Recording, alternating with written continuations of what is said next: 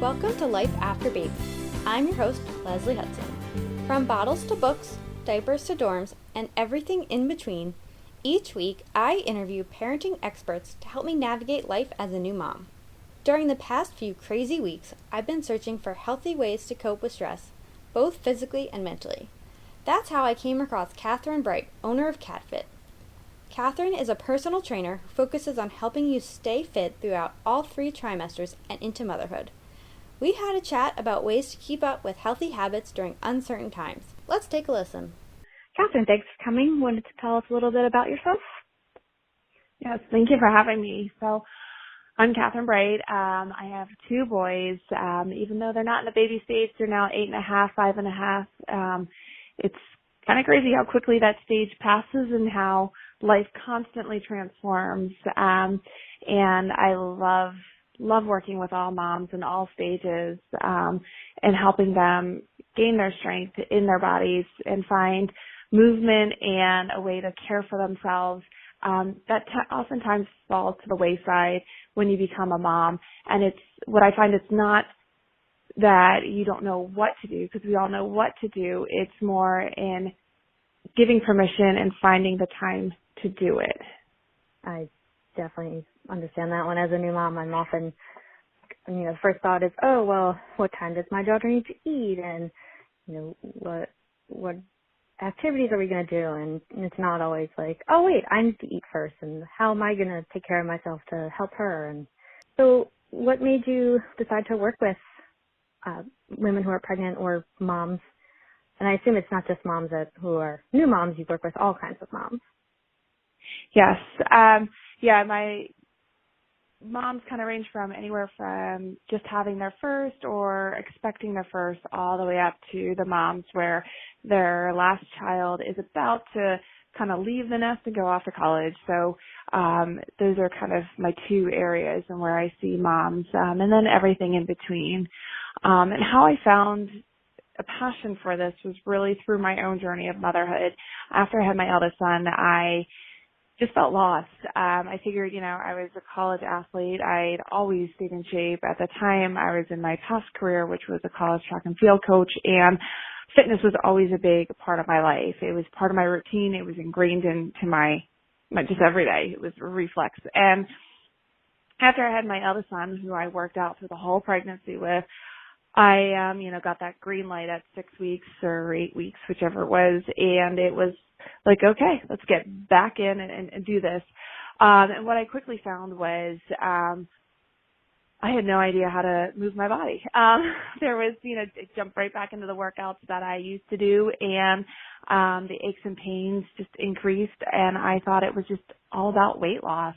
And I was getting frustrated because the weight wasn't coming off. I was trying to work harder in the gym on campus, harder in my own small little gym in the living room in my condo, and nothing was working. And so I'm a big researcher, and I just went searching for answers and talking to my OB, talking to other colleagues that are in the strength and fitness field, and no one really gave me answers other than, well, that's just what happens after pregnancy, which I found highly discouraged, because I'm like, no, that can't just be what happens after pregnancy. There has to be answers as to, why I'm feeling this way, or kind of a guide or a path to help me feel stronger and more confident in my body. I might have been 4 or 5 weeks postpartum, and I was like, oh, I feel great. I think I'm going to go try taking a walk. And we walked about 10 minutes, and I wasn't too bad that day, but the next day I was so sore. And I felt like I climbed Everest. That's like, of course I felt like that, because my body went through something crazy 4 weeks ago, and I haven't really moved in the past 4 weeks. And it's that whole mindset of, okay, things are a little different now. It's hard to accept that. Yeah, it's tough too, because as a society, what is communicated to us is, you have the baby and then boom, you're back to normal. There's this disconnect of what really happened, not only with our bodies, but just the adjustment period. And also, that 6-8 week appointment is such a milestone for women, where it's like, oh, I've given the green light and I'm 100% back.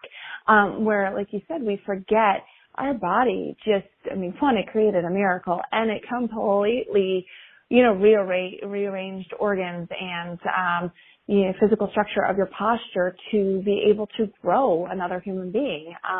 And then no matter if it was a textbook pregnancy or textbook delivery to, a major surgery, a C-section, there's still so much that goes on in the healing of our body. That 6 to 8 weeks is just, it's just a small second in the postpartum recovery and rehab. So what would you say, as far as nowadays where there is so much uncertainty going around, and with people, having these new routines and having to stay at home with their kids, why do you think it's so important for us to keep up with our health habits? Movement. Movement is huge in relieving stress, as well as frustration, and anger. We're in a position where nobody in our lifetime has ever dealt with a pandemic. Other countries have dealt with epidemics. But this is something where, I know myself, I have a million questions, but there's no answers. So moving helps us, mentally, physically, it lowers our stress levels.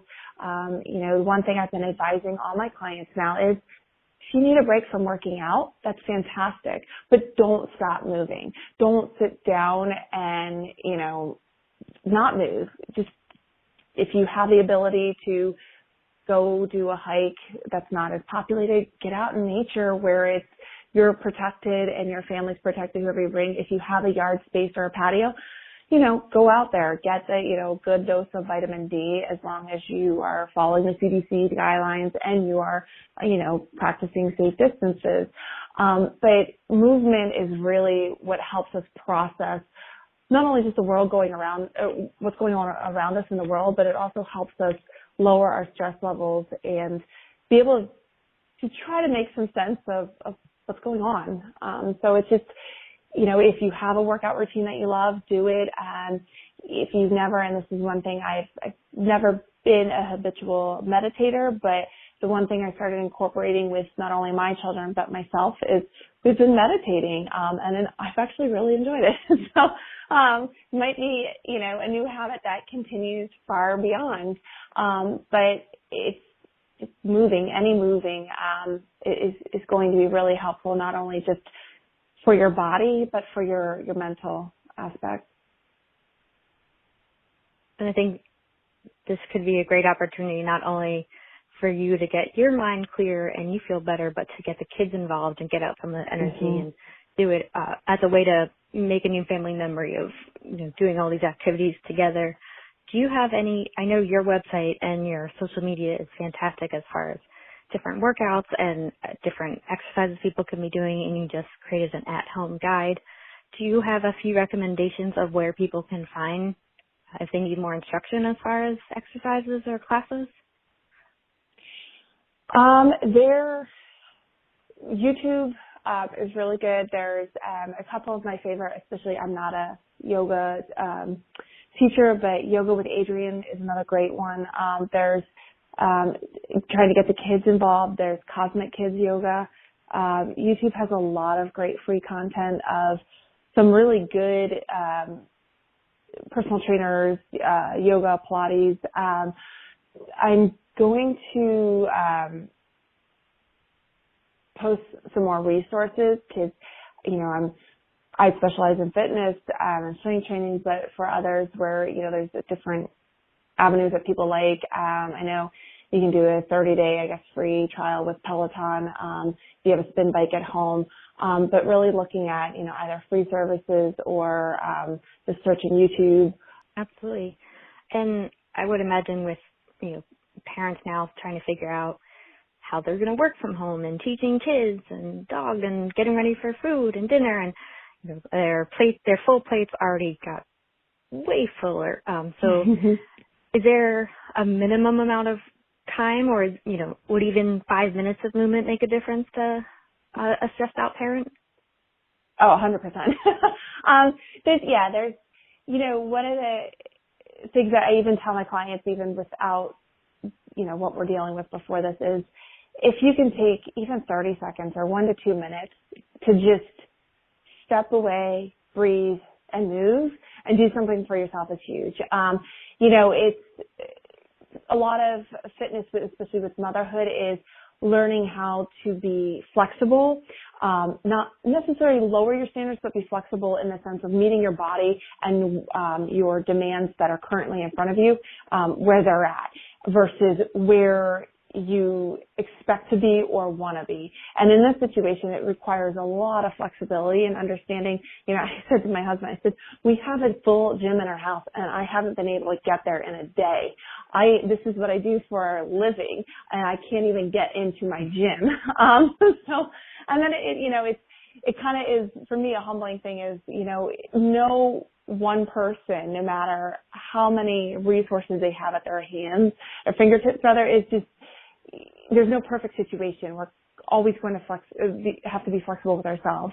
So I realized, and I was getting frustrated. I was like, okay, I need to figure out a way to incorporate and get the kids involved and then find time for myself later, which, I was able to, but it's just taking that, okay, I need 2 minutes and this is going to help, and acknowledging and even having that awareness with yourself, saying, may not be my 45-minute workout at XYZ place or with my, trainer, but these 2 minutes are still a step towards my goal and a commitment or practice towards my goals. And that is allowing you to acknowledge that you are working towards it. You are recognizing yourself and meeting yourself, plus where your schedules are at. And, it's not lowering your goals and expectations, but also not ignoring them and having that strife of, I never did, I couldn't do, the excuses and that internal conflict that tends to build up and resentment towards what you couldn't do versus seeing what all you are doing.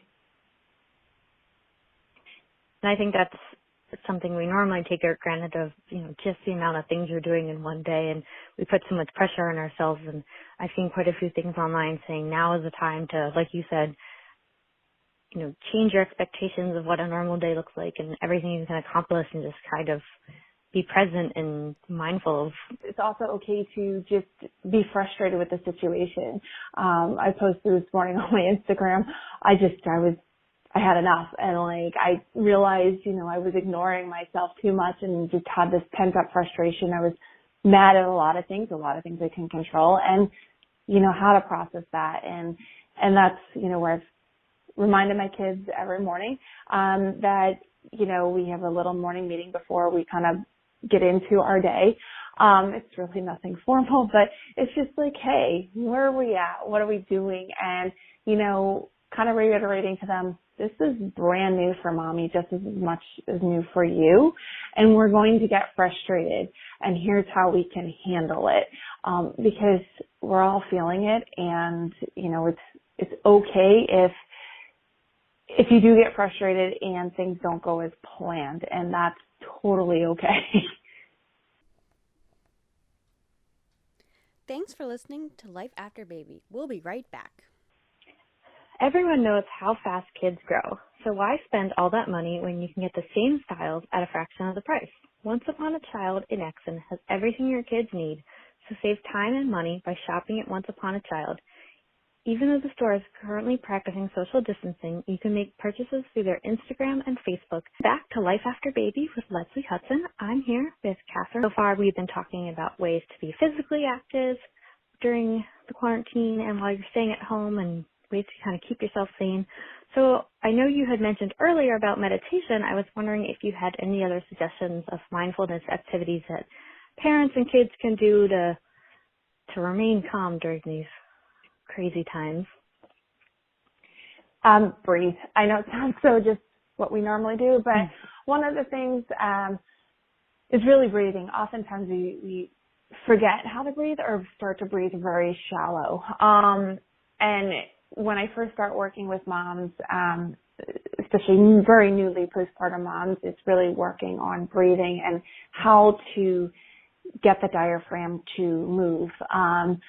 And the reason behind this is, when you're pregnant, the baby pushes up on those ribs and the diaphragm, and without that diaphragm functioning or moving, the pelvic floor doesn't move. And so it's also an easy way for all moms, not just new moms, to incorporate a core strengthening aspect of your day while you're just going about your day, as well as an ability to lower your cortisol levels, the stress hormone, and just overall relax your neck and shoulders and other muscles in your body. So what I tend to do with moms, if they can, depending on their situation, right now we're all pretty much home, is kids are playing in the playroom, or maybe the baby's napping and you have that moment yourself, lay down on the floor with your knees, or your feet flat on the floor, knees bent, and kind of put your hands on both sides of your ribs at that base of that lower rib, and think about breathing in to that bottom rib to feel that diaphragm expand.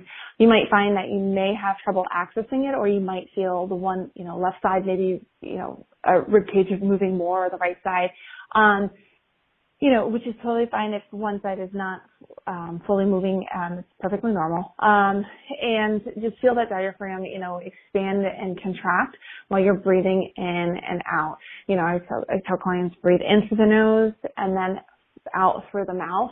And then in that time, what you can do is kind of do a body check, see where you might be tensing certain muscles that you didn't know. And that will help, again, lower those cortisol levels, relax the body. So think about tense muscles when TMJ suffers, their jaws are clenched and it causes a lot of pain and aches, tension headaches, the muscles in the neck and shoulders get really tense, causing headaches. So that happens in our body, not just in the two areas I mentioned, but we hold tension in areas of our body. And by doing that body check, you're going to relax those muscles.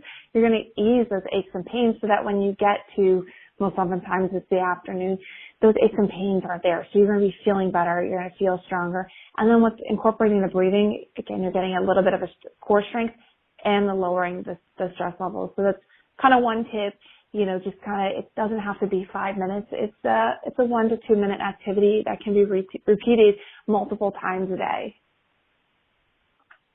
I don't know about your social media feed, but I personally, I have seen people talk about the quarantine 15 quite a lot, and talking about stress baking and managing food during this time of uncertainty.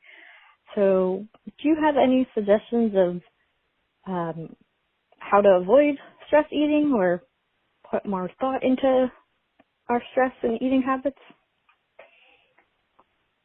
I do. I mean, stress eating is going to happen. We're not immune. Nobody's immune to stress eating.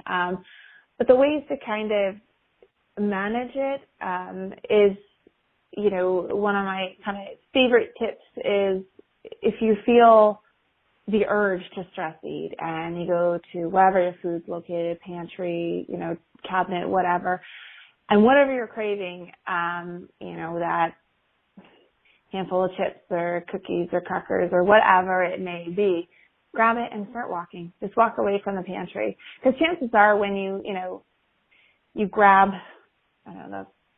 5 cookies or whatever, and you just start walking, whatever's stressing you at that point, you're going to walk it off. You're also satiating that craving. Is it good to satiate the craving? I mean, yes and no. This is a stressful time. Everybody's adapting. Everyone, has kids at home, no matter their ages. Some are, for myself, I'm trying to learn how to educate my children, and manage a business. So it does add with stress. But it's perfectly normal to stress eat now. I would try to stay away from, thinking, oh great, it's the quarantine 15 that's going to happen. Just be like, okay, and during that walk what has led up to this? Because stress eating is a symptom of stress building. And the more you can figure out, okay, you know what? I have been dealing with work headache, plus the kids are just at each other's throats. Maybe if everyone just needs a break to step back and walk away from their things. This morning, yesterday I had a really rough day with my kids and getting things done. And so today I said, you know what? I'm going to be really relaxed about, opposed to micromanaging their academic hour. I'm going to say, okay, here you go. Here's a tablet if you want to work on it. And they have their educational apps. And then these are your worksheets. You choose. Mom's over here to answer questions. As soon as I did that, it alleviated stress and there wasn't that massive stress build up. So just kind of asking yourself in that kind of walk of, could you see around your house, or if you need to kind of, hide, so kids aren't seeing you eat something. If you need to hide somewhere, just kind of evaluate what led up to that to cause you to grab said snacks or want to stress eat. And then as soon as you decode that, you're going to become aware and acknowledge that and process that before you get to, I'm going to, consume a bag of chips or consume, whatever. That you're going to become aware and acknowledge that and process that before you get to, I'm going to, consume a bag of chips or consume, whatever the craving is. So do you have any tips for parents who are really busy but they still want to have really good meals and enjoy their meals with their family? Any suggestions of what they can make? Sure. I start with a basic framework. Every meal I plan for my family is there are proteins, a whole grain or type of a whole grain, and then 2 vegetables. And that's just kind of the framework around that as far as a basic quick meal. And what that involves is a protein is either plant-based or lean, animal-based protein. So your chicken, salmon, turkey, all the lean meats, and then a whole grain, looking at either brown or white rice, quinoa, whole wheat pasta, just forgot the third, or fourth. Mm-hmm. So, keeping it there, and then looking at vegetables. So whether it's a steamed vegetable, 2 vegetables in there. Sometimes, a starch would be like a potato or a sweet potato that would be like, would fill the whole grain kind of void, in that, and then, some sort of green vegetable, or, carrots, and that's a basic framework. And I just kind of work off of that. So just interchanging it, just keep it simple. Eating nutritiously is very simple. It's looking more whole foods, kind of closer, I would say closer to the earth in the sense of, does the carrot look like it just came from the earth, in the sense that, yes, it's washed up and maybe, it's a baby carrot, or it's sliced up and already peeled and stuff, or is it, dehydrated and then you pour water in it and then it, rehydrates. You want something that is closer to how it was picked. That's going to be healthier. Frozen veggies are just as healthy as, fresh produce. Your canned veggies are fine as well. Just looking at that they're not canned with increased sodium. So just really add vegetables to it, keeping the proteins, whether animal or plant-based, and having that grain there. And when in doubt, if you need to, right now, especially depending on what you're doing, there are a lot of great restaurants that are doing takeout, and then there are a lot of good meal services for meal prep to keep those freezer meals in there in a pinch. But just keep it really simple. Yeah, I'm also thinking, even though everyone's still home, I think probably this is now a time that meal prep is just as important as ever, and meal planning, and taking a day to kind of cut up stuff and plan out the whole week. Yeah, and even one of the things that I love doing is I ask my kids, I'm like, what do you want to eat for dinner? My younger son always says pizza. I'm like, well, no, that's not an option. Or if you don't want to give the full liberty of what do you want to eat, because you're going to get pizza, chicken nuggets, just say, give them two options, and then from there, they have the freedom. And I find with kids, I'm like, you have to agree. So I'll be like, okay, you have the option of broccoli, peas, or green beans. Which one would you want for tonight? But you both have to agree. So then they work together and be like, okay, let's have peas and broccoli tonight. Or I'm like, okay, so then they're on board. So then when it comes down to sitting at the table, they know, okay, sweet, I chose broccoli and peas. And so there's less of that, just strife of, oh, mom and dad just put this in front of me, now I'm forced to eat it. So it's giving that control back to them, because nobody likes to be told what to eat and when to eat. Nobody. I mean, I would say when we're told to do stuff, we start to revert like our, 2-year-old selves. It's like, no, you can't tell me what to do. I'm going to eat what I want. We feel restricted. Mm-hmm. And so it's, with that, it's, hey, you have the option of this or this. Okay, well, I'll choose this. And they adhere to it. Definitely getting kids involved in any way and giving them the ability to make decisions, especially when there's a lot of things that are being decided for them, is a huge way to get them on board. It's a great idea. Next, we're going to move to our next segment, Parent Pop Quiz. Life with kids is unexpected, and so are the questions in this segment. I think this definitely applies for this week. So we are going to spin our wheel and see what question you land on during our Parent Pop Quiz.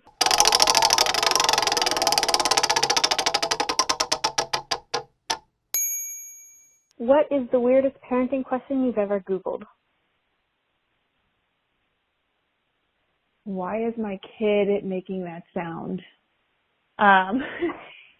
My eldest I think he was 3 years old, obsessed with making this sound and just wouldn't stop. I mean, he would talk to me, but just make this annoying sound. And I was like, okay, Google, why is my child making this sound?